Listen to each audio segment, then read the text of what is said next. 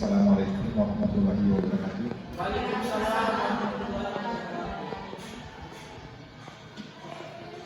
Acara kegiatan diseminasi budaya positif oleh Ibu Eka Nuryanti sebagai salah satu syarat calon guru penggerak angkatan 9.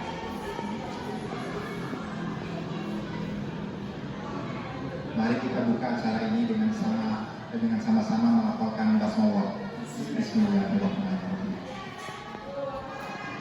Adapun susunan acaranya dimulai dari pembukaan, dan pembukaan sudah kita lalui bersama. Yang selanjutnya sambutan kepala sekolah atau pejabat yang mewakili kepada Bapak Abdul Latif, kami persilakan. Bismillahirrahmanirrahim. Assalamualaikum warahmatullahi wabarakatuh. Alhamdulillahirrahmanirrahim. Wassalatu wassalamu ala asyrofil anbiya'i wal mursalin wa alihi wa sahbihi ajma'in, amma ba'd. Saudara kami Ibu Eka Nuryanti SPD yang saya hormati, Bapak Ibu teman guru yang saya hormati pula, alhamdulillah puji syukur kita panjatkan kehadirat Allah Subhanahu wa taala, karena atas izin Allah Subhanahu wa taala kita sampai hari ini masih bisa melaksanakan tugas-tugas kita sebagai guru, sebagai pendidik. Demikian pula kita dapat melaksanakan kegiatan diseminasi ini juga adalah salah satu dari izin Allah Subhanahu wa taala. Mohon maaf, saya mewakili Ibu Kepala Sekolah karena beliau berhalangan. Beberapa hal yang perlu saya sampaikan. Yang pertama, bahwa ini kegiatan positif, kegiatan yang baik, kegiatan yang bermanfaat sebagai bentuk kreativitas atau inovasi dari guru-guru penggerak. Untuk itu kita sebagai guru keluarga besar SMA Negeri 1 Depok harus mendukung ini, harus merespon, dan tentu saja kita harus melaksanakan. Tujuan dari kegiatan ini adalah yang kita diseminasikan ini adalah budaya positif. Bukan berarti bahwa selama ini di sekolah kita ini kurang melaksanakan kegiatan budaya positif, namun bahkan sudah banyak kegiatan-kegiatan positif. Malah keinginan atau menurut kita adalah semua kegiatan di sekolah ini adalah positif. Namun demikian terdapat banyak hal yang sifatnya negatif yang kita harus hindari, kita hilangkan. Untuk itu melalui kegiatan-kegiatan ini ada inovatif, ada ide-ide, gagasan-gagasan dari teman-teman sebagai calon guru penggerak, bahkan yang sudah jadi guru penggerak, yang kita jadikan sebagai pedoman penuntun kita dalam melaksanakan tugas-tugas kita setiap hari. Demikian mungkin yang dapat saya sampaikan, karena ya tentu bukan kepala sekolah asli, banyak kekurangannya. Demikian, wassalamualaikum warahmatullahi wabarakatuh.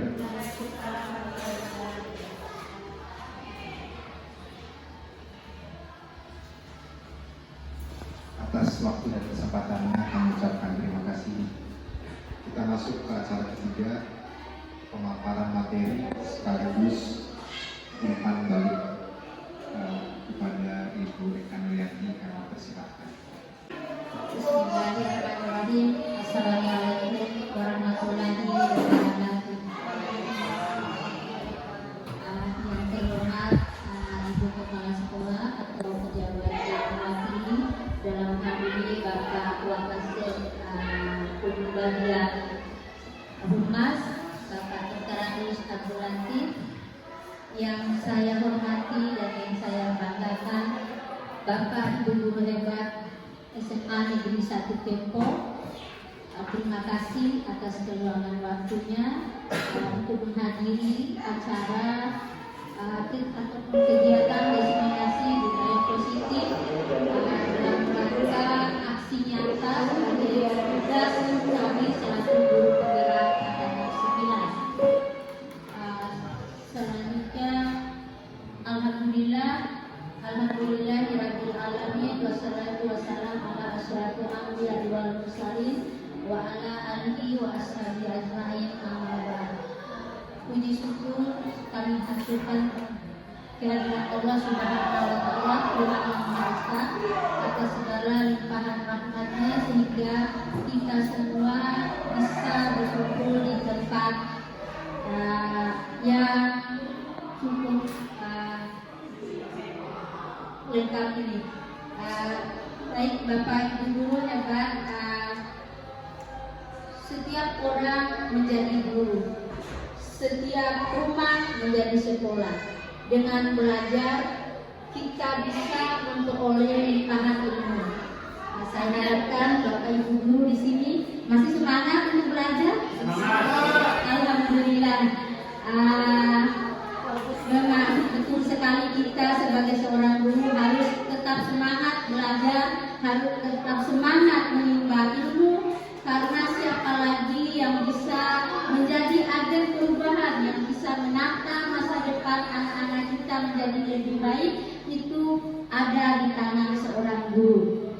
Baik Bapak Ibu guru yang saya hormati, pada kesempatan ini saya akan memaparkan salah satu pengalaman kami, ilmu yang kami dapat di calon guru penggerak, yaitu mengenai budaya positif.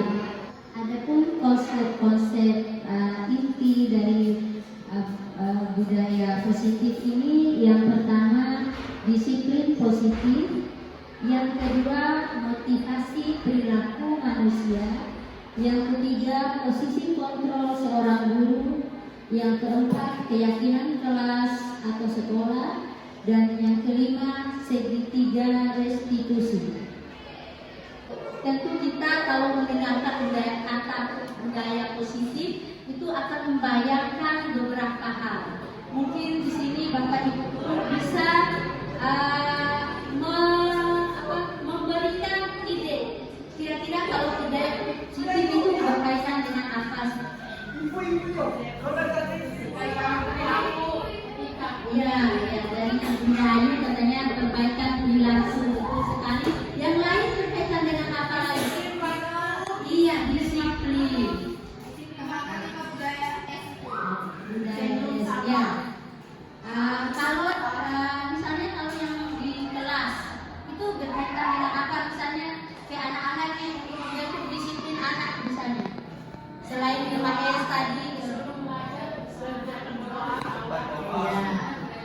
ya, jadi betul sekali. Ketika kita menghubungkan dengan kata budaya positif, maka yang sering kita ingat adalah tata tertib tentu saja. Tata tertib ini akan larinya akan ke perubahan etika, perubahan perilaku yang dimaksud oleh Ibu Ayu tadi, betul sekali ya. Aturan ya. Kadang aturan ini yang mau disampaikan di sini. Kadang aturan itu berkaitan dengan semacam hukuman. Sering seperti itu kalau kita di sekolah ya. Misalnya anak-anak tidak mengerjakan tugas, kita akan memerintah anak itu atau memberikan sanksi atau hukuman. Ya, sering seperti itu Bapak Ibu. Sering. Iya, misalnya hukuman bisa berupa seperti apa Ibu? Kalau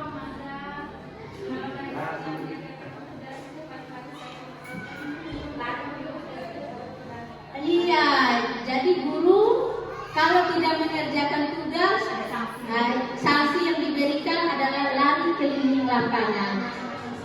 Iya, iya, macam-macam sanksi. Salah satunya tadi lari keliling lapangan.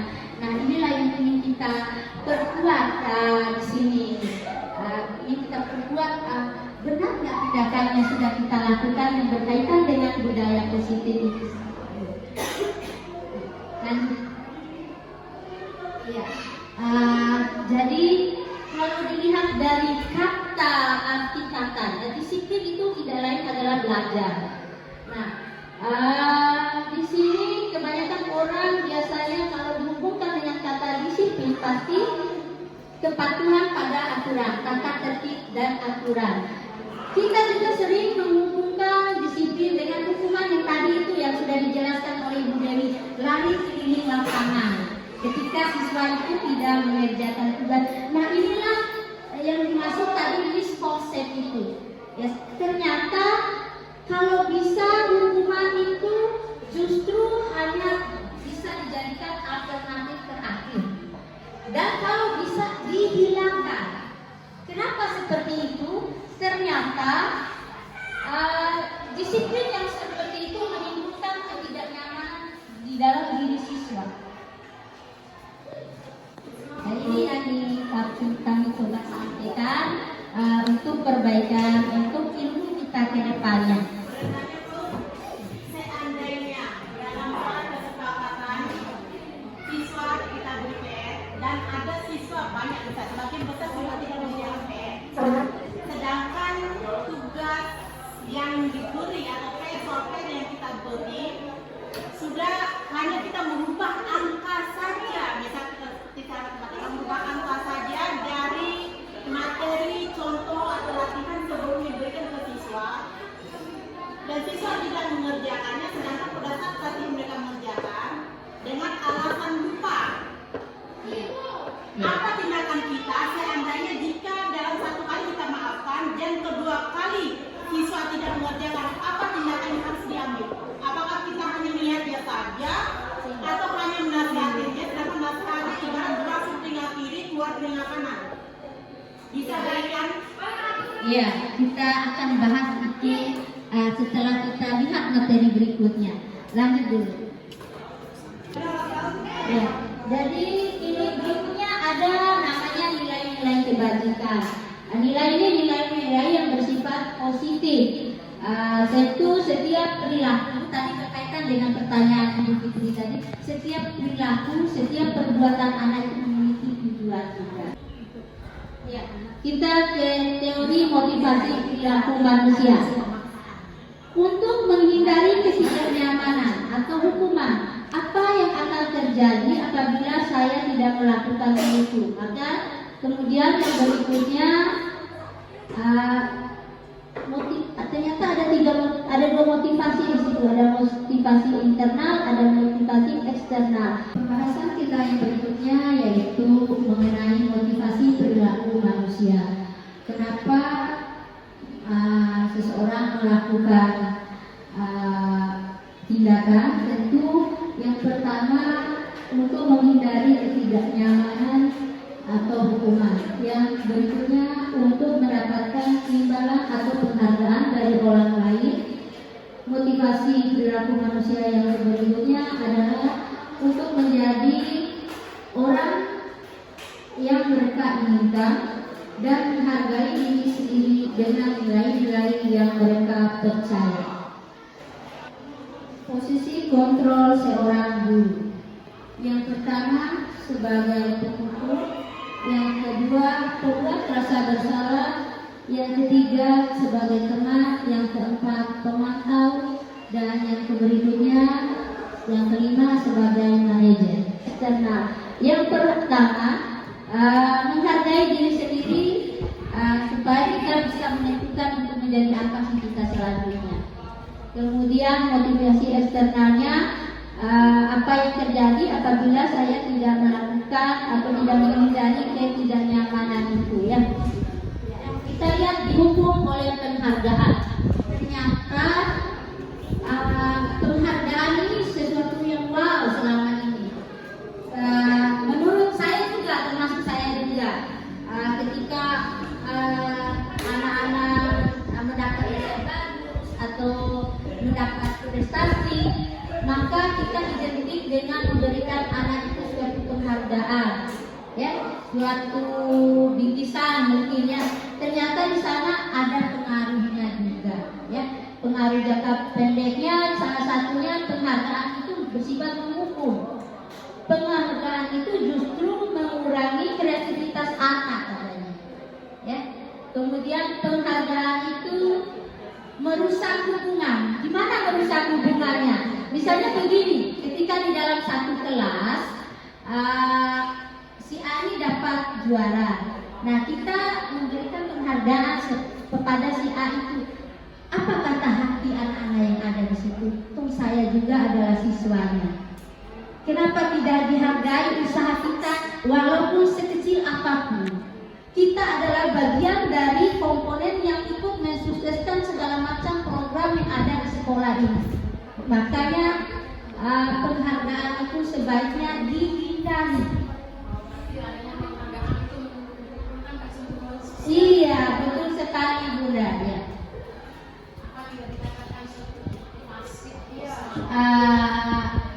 Ada trik-trik tertentu mungkin, tapi ketika di dalam suatu lingkup ruangan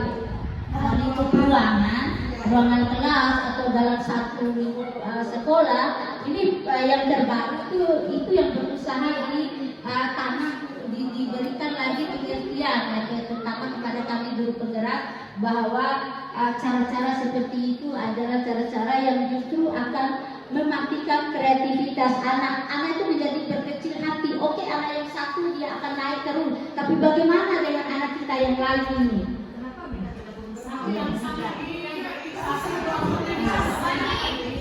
Ya, ini yang akan saya mencoba memberikan pemahaman dulu, nanti kita gali lagi Ibu ya. Nah, saya menyampaikan bahwa begini materinya.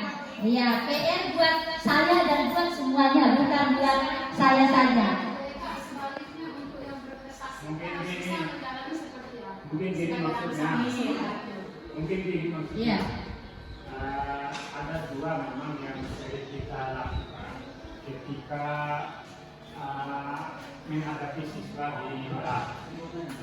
Ada kadang-kadang kita menggunakan hukuman dan kadang-kadang kita menggunakan penghargaan. Dua-duanya ini ada positifnya dan ada negatifnya. Mungkin itu yang mau dijelaskan. Ya, lalu bagaimana reaksi kita tergantung dari masalah yang dihadapi. Ya. Bisa ya banyak faktor ketika memberikan penghargaan. Nah, misalnya kalau jumlahnya 40 diberikan penghargaan hanya satu orang, mungkin akan melahirkan kecemburuan sosial. Dan apalagi kalau ada hal-hal yang sebenarnya mungkin terlalu sepele.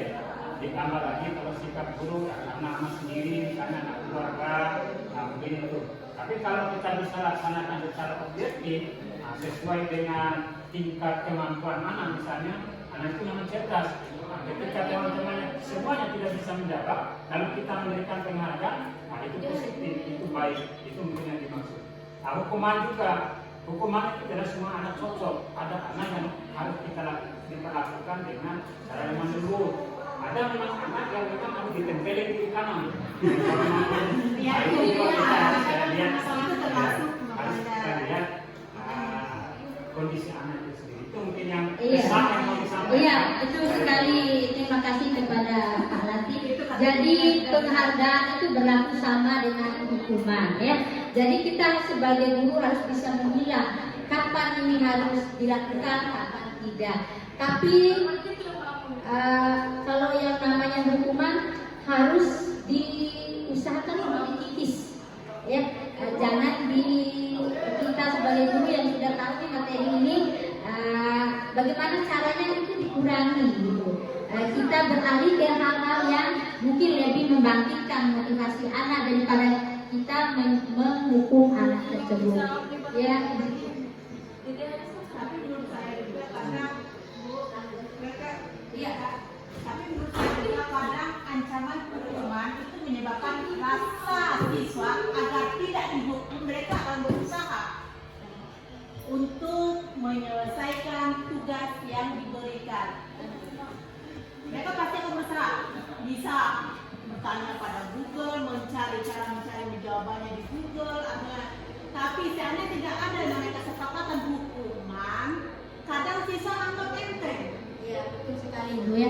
Kita lihat di depan materi ilmu yang kami dapatkan kemarin.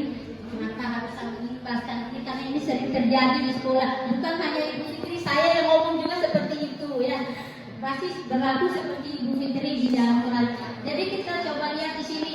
Ada identitas gagal, ada identitas sukses. Hukuman ternyata dikategorikan dengan identitas gagal. Identitas sukses itu adalah disiplin. Langkah yang bisa ditempuh untuk disiplin itu adalah konsekuensi dan restitusi.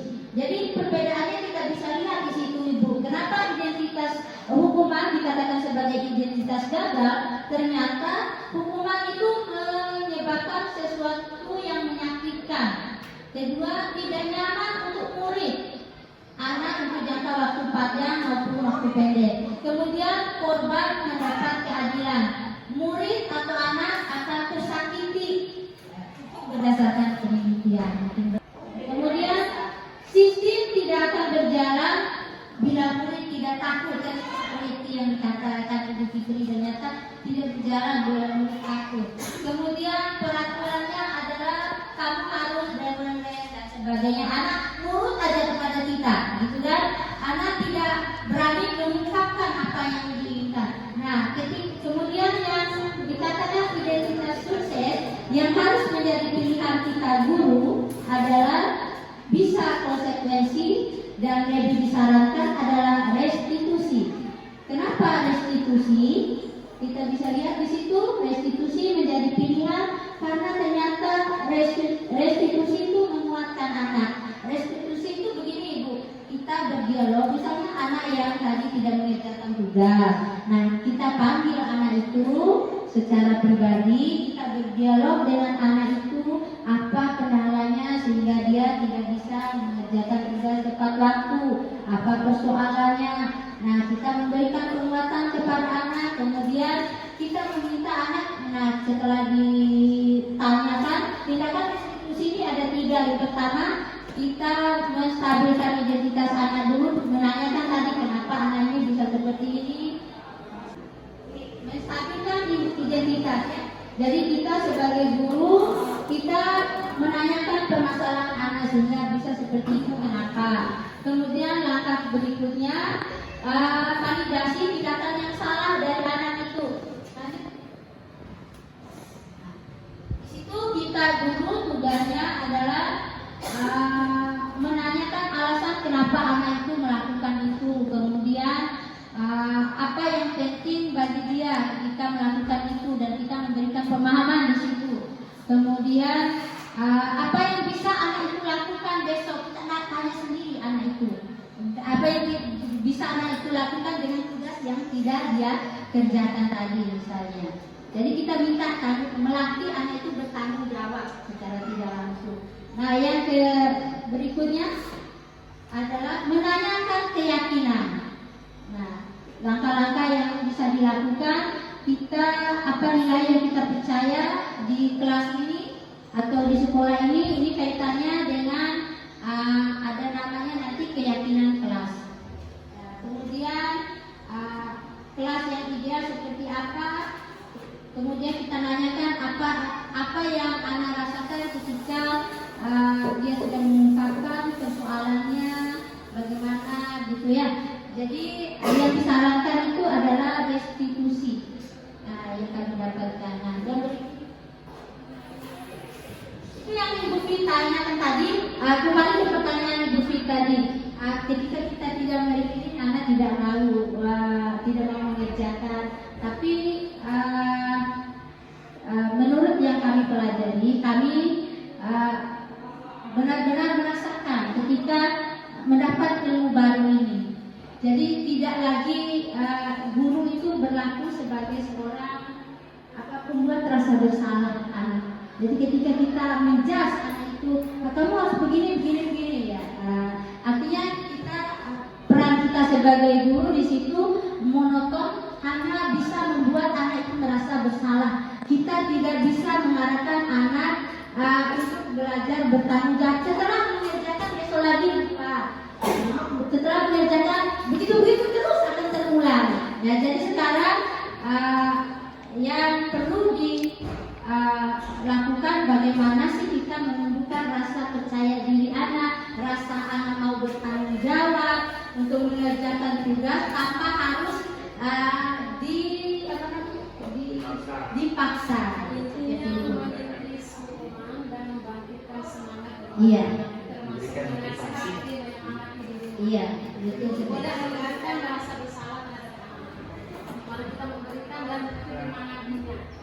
Iya. Saya sedikit di sini. Kita sudah ada masalahnya. Iya. Kita coba solusi ya. Iya, kita cari solusinya, bukan Saya tertarik dengan masalah ini. Kalau dikaitkan dengan masalahnya itu memang dilema bagi kita dan masalah itu masalah umum bagi semua guru dari Sabang sampai Merauke. Iya, betul Pak. Setelah ya kita sebenarnya kadang-kadang ya sudah upaya optimal untuk memotivasi siswa untuk mau mengerjakan tugas, tapi tetap saja ada yang tidak mengerjakan. Jadi berdasarkan ilmu ini bahwa kita tetap tidak boleh menghukum anak. Iya. Kita malah dianjurkan untuk secara bijaksana, tidak sini dan tidak situ. Bagaimana upaya kita itu melahirkan motivasi bagi anak, dan itu mungkin kaitan dengan supaya kita memahami satu persatu karakter anak di kelas. Ya setelah begitu saya kira anak akan sadar dengan sendirinya. Nah, mungkin istilahnya populernya penelitian tindakan kelas mungkin ya. Ya setelah itu kita akan tahu sebabnya kenapa bisa disebabkan karena latar belakang anak itu sendiri misalnya, ya atau faktor-faktor lain menyebabkan mereka tidak tertarik pada mata pelajaran mungkin atau nah itu makanya di masa berikutnya itu tetap saja dan ada Pak yang biasa saya lihat menjemur anak. Menjemur anak di matahari sampai kering. Nah, itu juga hukuman fisiknya yang harus dihindari. Jadi kalau bisa kita yang hadir yang ikut ini memberikan saran pendapat kepada teman-teman guru bahwa ini loh positifnya kalau ini loh negatifnya kalau hukuman itu tidak dilaksanakan. Ya, pada ujungnya kita serahkan pada anak. Kita bisa menggunakan nilai yang kita berikan sebagai bukti untuk memvonis anak itu sesuai kemampuannya. Nah, itu mungkin yang setelah tadi dilaksanakan dengan cara bijaksana bijak sini bijak situ. Ya terima kasih. Ya terima kasih kepada Bapak Bupati. Betul sekali. Jadi yang diharapkan anak ini kedepannya akan lebih percaya diri, menjadi bertanggung jawab. Dengan kita menggali secara personal, tidak menjas anak di depan teman atau di lapangan seperti itu. Ini yang ingin kami sampaikan. Yang berikutnya sebelum tadi berkaitan dengan posisi kita sebagai guru dalam hal memberikan hukuman tadi ya. Tapi kita ke materi keyakinan kelas dulu. Ini untuk wali kelas mungkin atau guru mata pelajaran bisa menerapkan ini. Keyakinan kelas.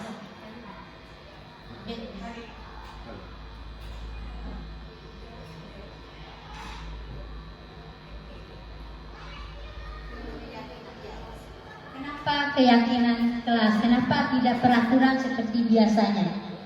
Ini pertanyaan. Bagaimana? Ada yang mau menanggapi?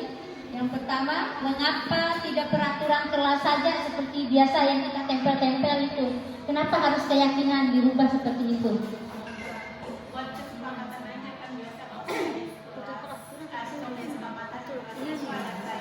Jika tidak mengerjakan ini, kira-kira bagaimana? Mereka buat sendiri, hukuman untuk diri mereka sendiri. Itu biasa Keyakinan kelas itu biasanya diberikan pada para kita buka ATM sebelum kita memulai kaitannya dengan pengelolaan kelas. Nah, tujuannya membuat anak-anak itu supaya konsentrasi dalam LDM. Jadi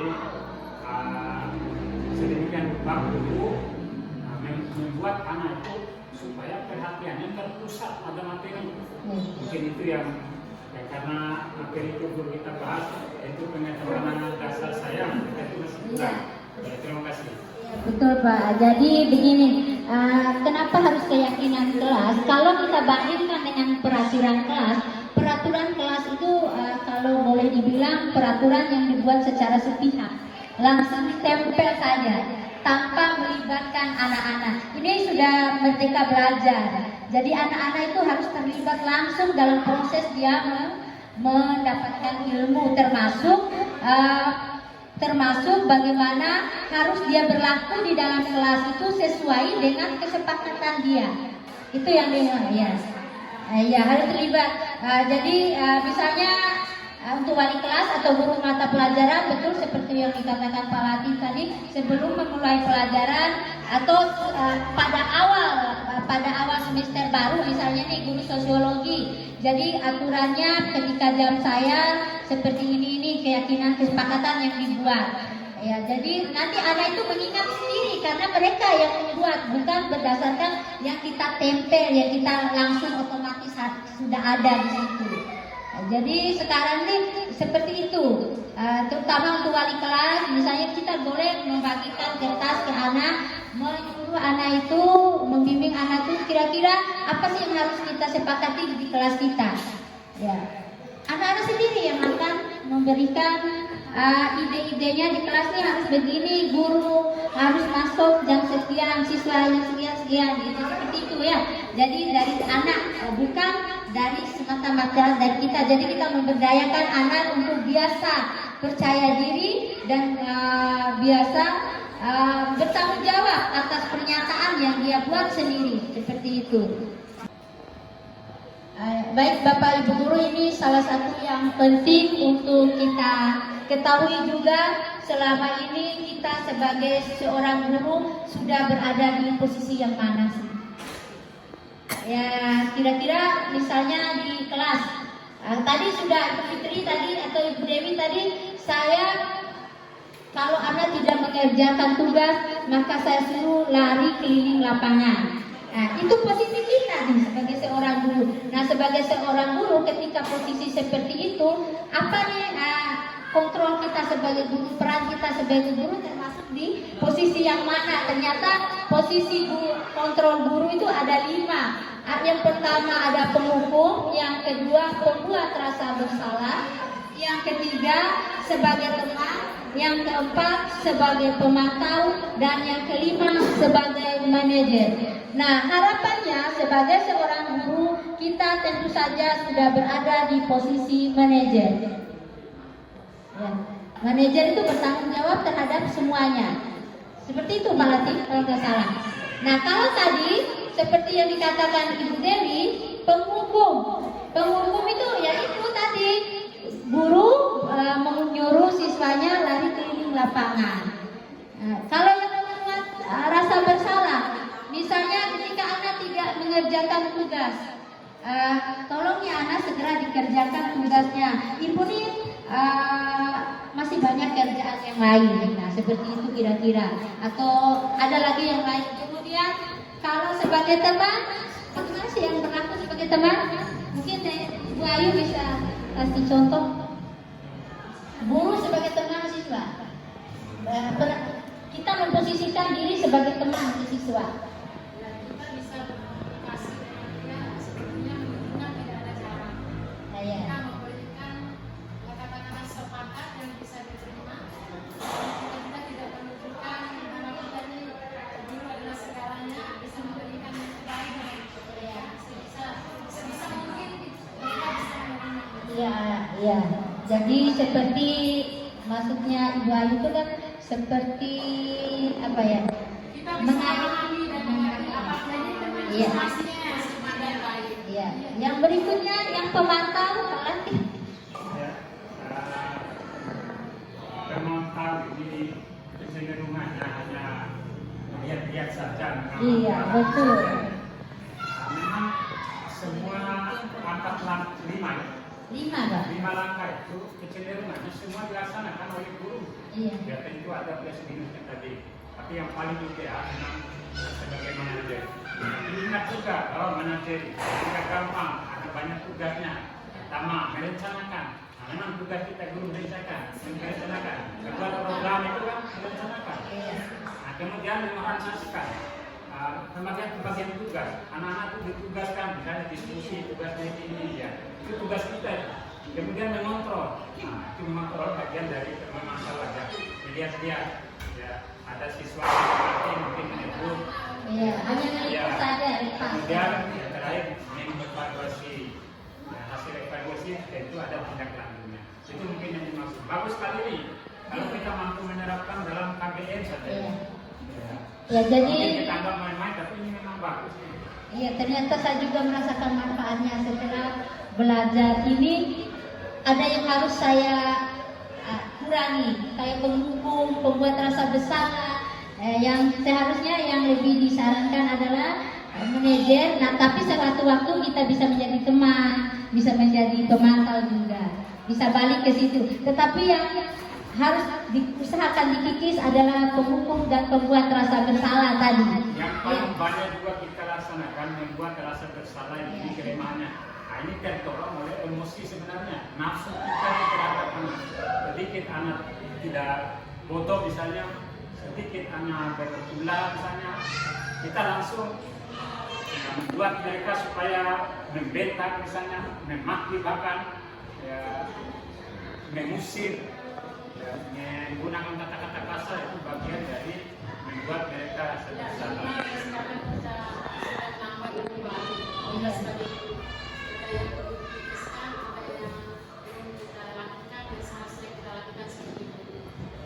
Luar biasa, angkanya banyak sekali karena hikmah daripada kita mengikuti diseminasi yang positif.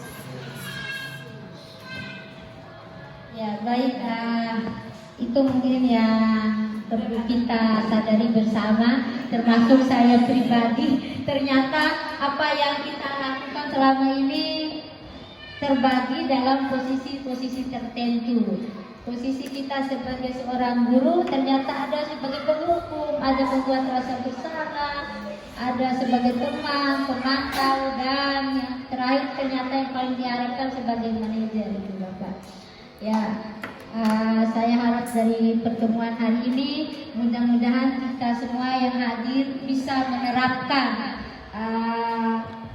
budaya positif yang kita dapatkan hari ini, karena sekolah adalah salah satu lembaga tempat pembentukan karakter anak.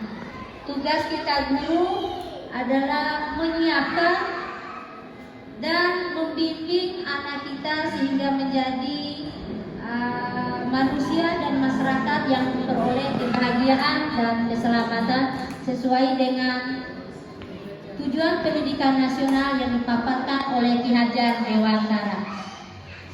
Sekian yang bisa saya sampaikan. Semoga bermanfaat. Kita akhiri sampai sini. Wassalamualaikum warahmatullahi wabarakatuh.